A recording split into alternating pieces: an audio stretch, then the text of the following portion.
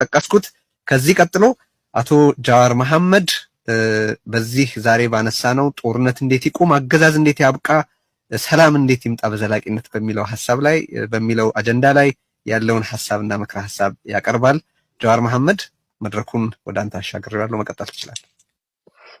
አመሰግናለሁ ቴዲ። ሁላችሁም እንኳን በዚህ ተገናኘን። በመጀመሪያ ልጀምር ፈልገው ብዙ የሀገራችን ሕዝብ ይሄን ዝግጅት ለመከታተል ዝግጁ ነበረ። ኢንተርኔቱን በመዝጋታቸውና እድሉን ስለነፈጓችሁ አዝናለሁ። ግን አንድ ቀን አንድ ነገር ቃል ልግባ። የእኛ ሰው ሲተርት ጤቂ እንዳይመረም ይወፍት ይላል። እልህ ከማር የበለጠ ይጣፍጣል።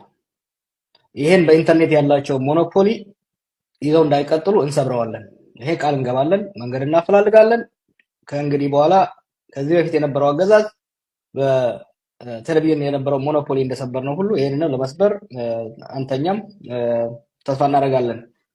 በመቀጠል የዚህ ዝግጅት አዘጋጆች ይሄን በጣም አስፈላጊ አንገብጋቢና ጊዜያዊ የሆነ ዝግጅት ያዘጋጃችሁ የትግል አጋሮች ያለኝን አድናቆትና ምስጋና ለመግለጽ ወዳለሁ። በተለይ ደግሞ አቶ ልደቱ አያሌው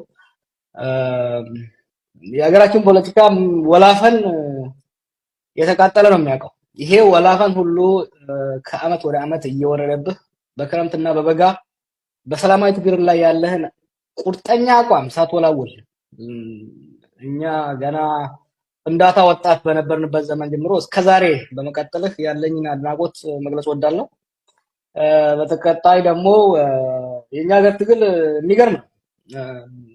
ሁለት አንጋፋ ታጋዮችን እዚያ ያለው አቶ ዩሱፍ ያሲንና ጃልጣሃ አብዲ ከተማሪዎች እንቅስቃሴ ንቅናቄ ጀምሮ እስከዛሬ ድረስ በኢትዮጵያ ውስጥ እኩልነት፣ ፍትህ፣ ዲሞክራሲ እንዲሰፍን ደከመን ሰለቸን ሳይሉ ህይወታቸውን በሙሉ መስዋዕትነት አድርገው ዛሬም በዚህ እድሜያቸው ሳይደግማቸው ዛሬም ተስፋ ሳይቆርጡ ስንቱ በኔ እድሜ ያሉ ተስፋ ቆርጠው እጅ በሰጡበት ዘመን በዚህ በመቀጠላችሁ ያለኝ አክብሮት ያለኝ አድናቆት ሊሰፈር ሊመዘን እንደማይችል ልገልጽላችሁ እወዳለሁ።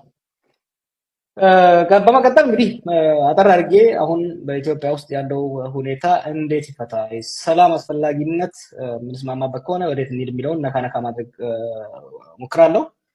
በአሁኑ ወቅት ሁለት በጣም አሳሳቢ አንገብጋቢ ጉዳዮች ለኢትዮጵያ ዜጎች ያሉ ይመስለኛል። አንዱ የዳቦ ጉዳይ ነው። እኛ ኢትዮጵያኖች የኢትዮጵያ ዜጎች ድህነትን እናውቀዋለን። ድሀ ሆነን ያደግነው ስለሆነ ኒውቶዋስ ግን እንደ ዘንድሮ የባሰ የሚያማርር